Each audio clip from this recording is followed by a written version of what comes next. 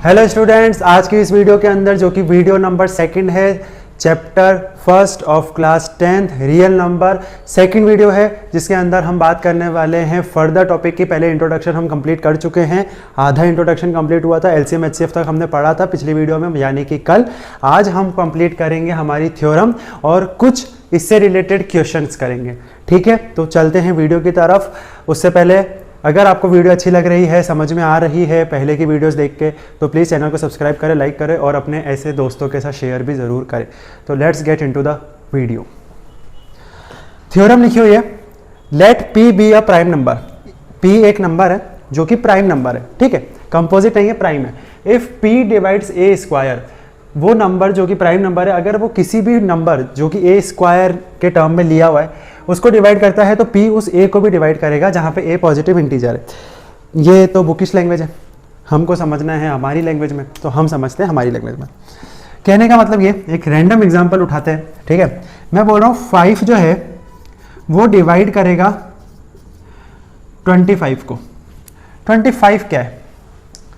5 divide करेगा 25 को। मैं बोल रहा हूँ 5 डिवाइड करेगा 5 के स्क्वायर को, ठीक है। यहाँ पे a मान लेते हैं, यहाँ पे p भी सेम लिया है, a भी सेम लिया है। 5 डिवाइड करेगा a के स्क्वायर को, तो डेफिनेटली 5 डिवाइड करेगा किसको? 5 को भी। सुनो मेरी बात, अलग तरीके से समझते हैं। मैं आपको बोल रहा हूं कि एक नंबर है 6, ठीक है।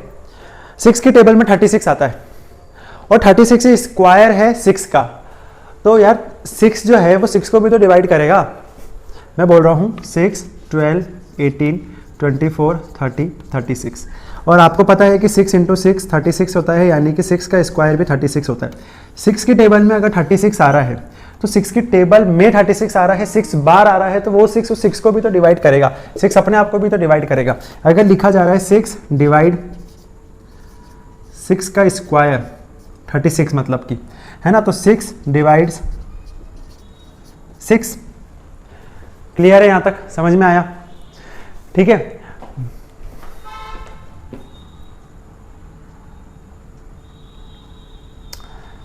ठीक है, यहां तक समझ में आया।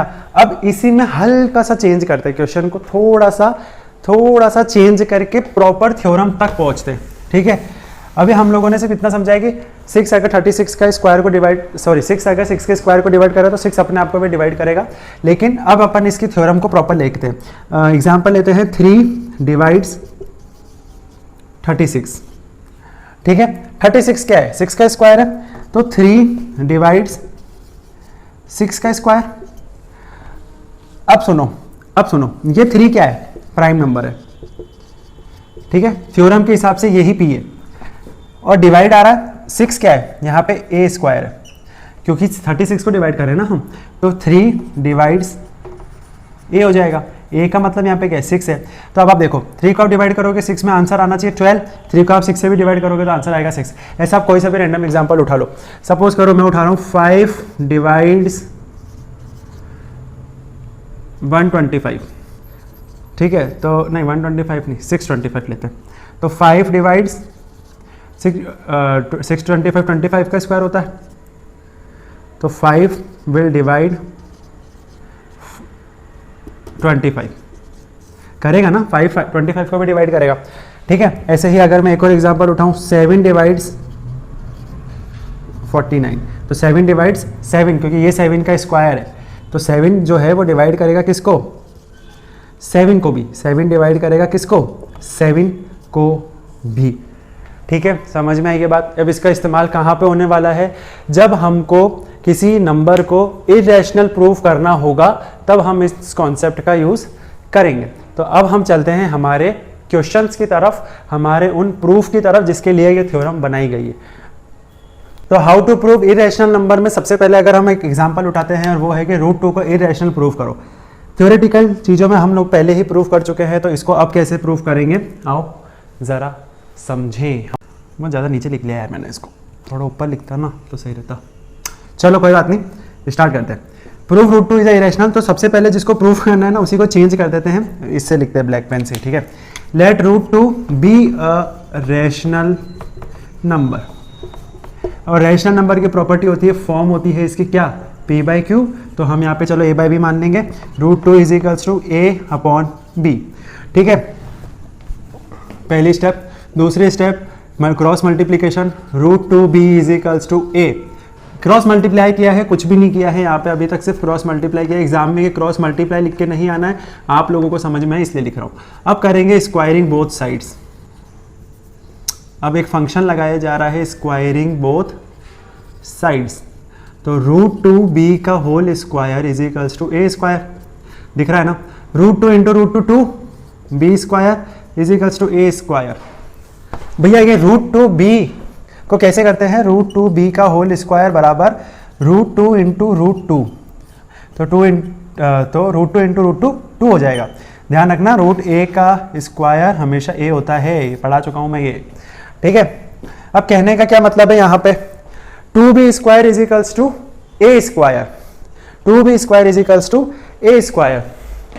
किसी भी नंबर से मैंने इसको मल्टीप्लाई किया, ठीक है, मैं कह रहा हूं कि अगर मैं 2 को 14 से मल्टीप्लाई करता हूं तो आंसर 7 आता है, और अगर मैं उसी 7 को वापस से 2 से मल्टीप्लाई करता हूं, अरे सॉरी, अगर मैं 14 को 2 से डिवाइड करता हूं तो आंसर 7 आता है। ठीक है, और अगर मैं उसी 7 को वापस से 2 से मल्टीप्लाई करता हूं तो आंसर क्या आता है, वापस से 14 आता है। तो मतलब ये तो एक क्रॉस रिलेशन समझ में आया आपको कि भैया मैं अगर किसी एक पर्टिकुलर नंबर से मल्टीप्लाई करूंगा तो जो आंसर आएगा, अगर मैं उसी आंसर को किसी भी नंबर से डिवाइड करता हूं जिस नंबर से मल्टीप्लाई किया था, वो आंसर सेम आएगा।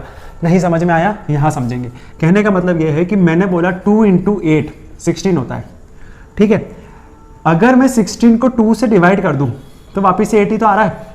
2 इंटू 10 20 होता है, 20 को मैं वापिस से 2 से डिवाइड कर दूं तो 10 ही तो आ रहा है। तो जिस नंबर से मल्टीप्लिकेशन का ऑपरेशन होगा उसी नंबर से अपना डिवीजन का ऑपरेशन भी तो होना चाहिए ना। तो यहाँ पे क्या लिखा हुआ आ रहा है, 2b square is equals to a square. कहने का मतलब कि 2 जो है, ये 2 जो है ये a स्क्वायर को डिवाइड कर रहा है। इसका मतलब क्या है, 2 डिवाइड्स a स्क्वायर। तो हम लिख सकते हैं हमारी थ्योरम 1.2 के हिसाब से कि 2 डिवाइड्स a। यहां तक क्लियर है? यहां तक आप उतारो एक बार, ठीक है, उसके बाद अपन आगे चलते हैं क्योंकि अब इसको थोड़ा रब करना पड़ेगा, जगह बिल्कुल नहीं है।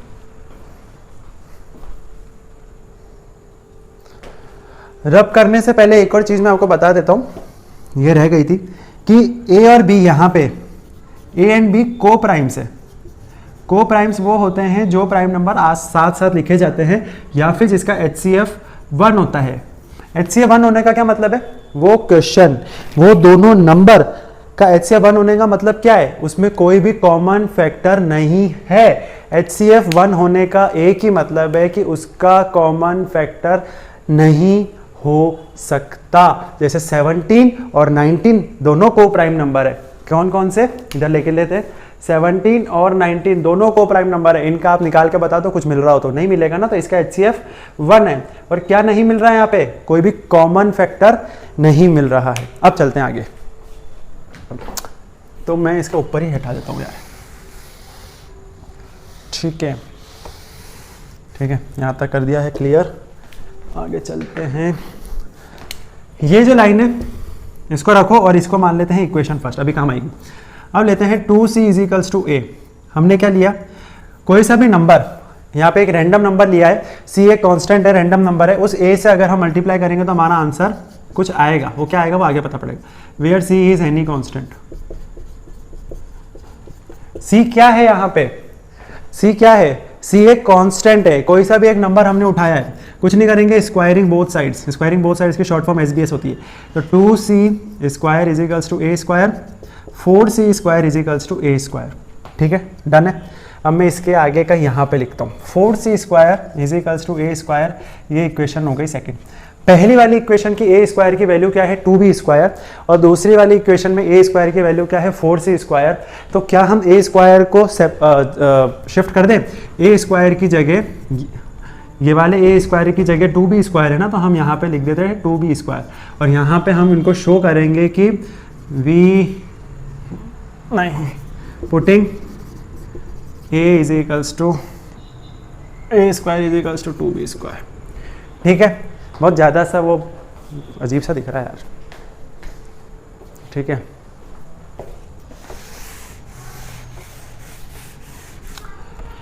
4c square is equals to 2b square. तो ये 2 से ये कट जाएगा, आंसर आ गया 2c square is equals to b square. अब देखो अब चीज समझो। अब क्या लिखा है, b डिवाइड्स c। अब मैं अगर आपको बोलूं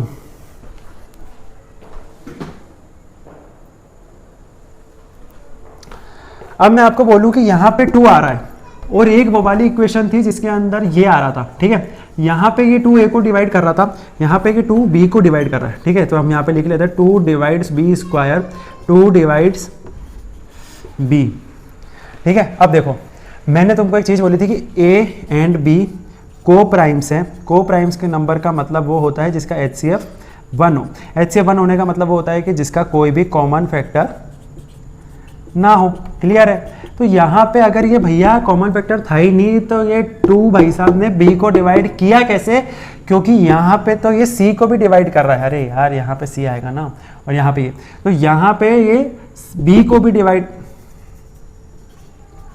यहाँ पे ये b को भी डिवाइड कर रहा है, b आएगा, यहाँ पे ये b को भी डिवाइड कर रहा है और वहां पे ये a को भी डिवाइड कर रहा था।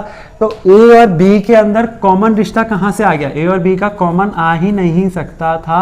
अगर इरेशनल होता तो नहीं आ सकता था, मगर क्या आ गया है।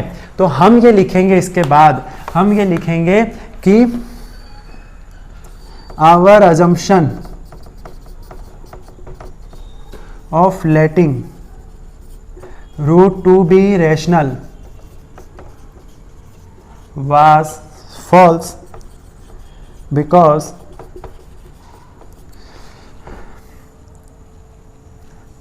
they have common factor। ये लिख लो, या फिर आप ये लिख लो कि हमने जो माना था रूट 2 रेशनल है वो नहीं हो सकता क्योंकि कॉमन फैक्टर आ गया। कॉमन फैक्टर आने का मतलब को प्राइम नहीं, को प्राइम का मतलब हमने जो माना था कि ए और बी को प्राइम होंगे वो को प्राइम है ही नहीं। तो इसी बात पे जज साहब आप हमको फ्री कर दो। तो रूट 2 रेशनल नहीं है, रूट 2 इरेशनल है। हमको ये चीज पता पड़ गई तो हम नीचे लिख देंगे कि hence root 2 is rational number. समझ में आया? नहीं आया तो एक बार और वीडियो को बैक करो, समझ में आएगा। ठीक है, चलो इसको नोट कर लो। अब चलते हैं नेक्स्ट क्वेश्चन। पैटर्न सेम है, वैल्यू वगैरह थोड़ी सी चेंज हो जाएगी और वैल्यू होगी थोड़ी सी अटपटी सी, और वो अटपटी वैल्यू अभी करते हैं।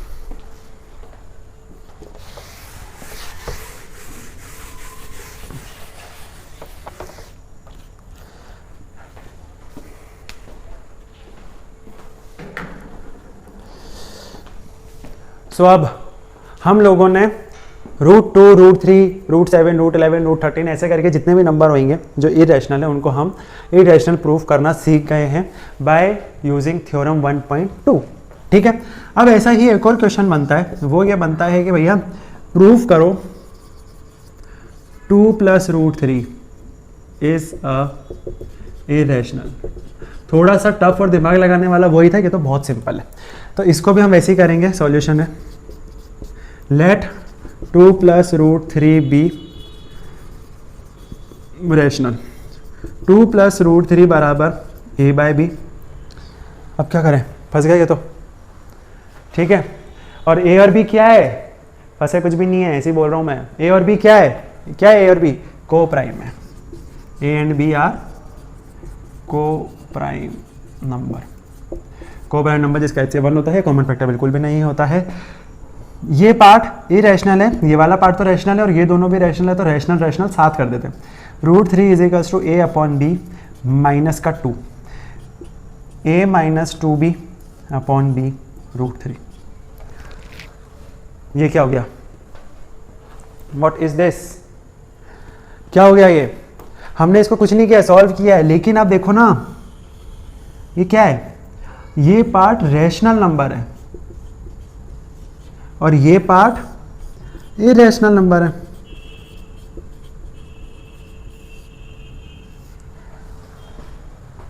तो ये दोनों तो आपस में बराबर है ही नहीं। अगर यहां पे भी इरेशनल होता तो कुछ सोचते, वहां पे भी रैशनल होता तो कुछ सोचते, लेकिन यहाँ पे इरेशनल है, यहाँ पे रैशनल है, तो सोचने का सवाल ही नहीं उठता। ये तो साफ ही दिख रहा है कि भैया 2 प्लस रूट 3 इरेशनल है, क्योंकि बराबर नहीं हो सकते। इरेशनल रैशनल के बराबर तो नहीं हो सकता है। तो हमको तो पता है ना कि we know that root 3 is a